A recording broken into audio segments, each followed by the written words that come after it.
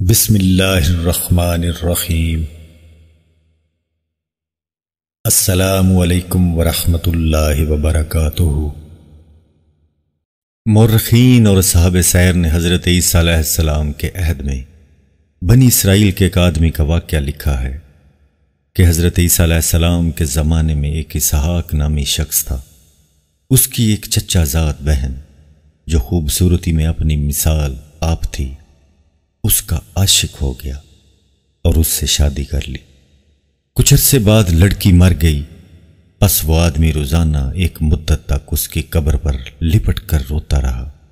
ایک دن وہاں سے حضرت عیسیٰ علیہ السلام کا گزر ہوا تو دیکھا وہ آدمی اس لڑکی کی قبر پر رو رہا ہے۔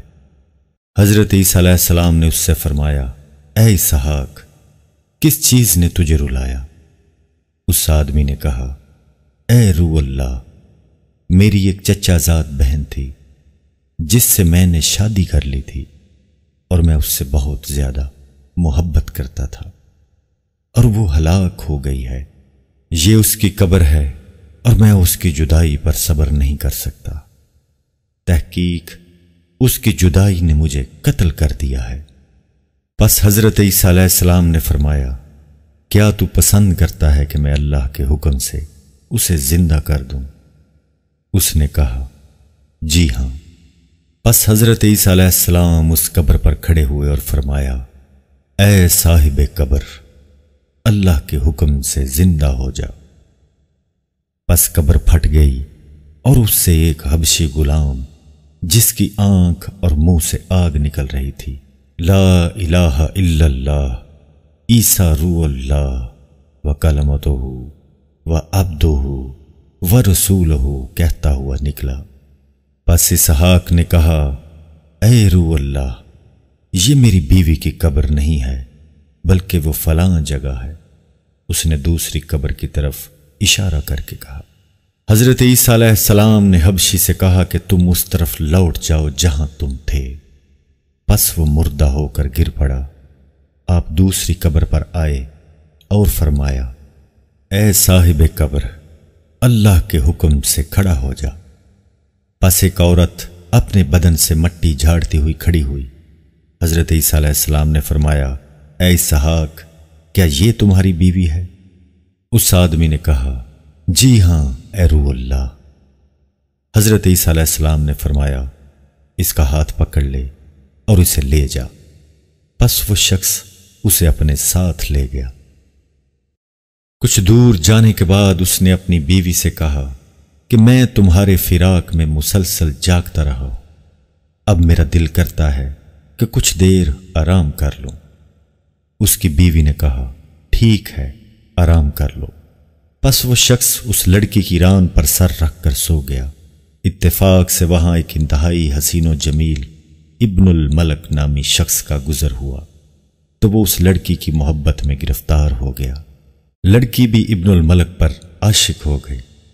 لڑکی نے اس نوجوان سے کہا، مجھے بھی اپنے ساتھ لے چلو۔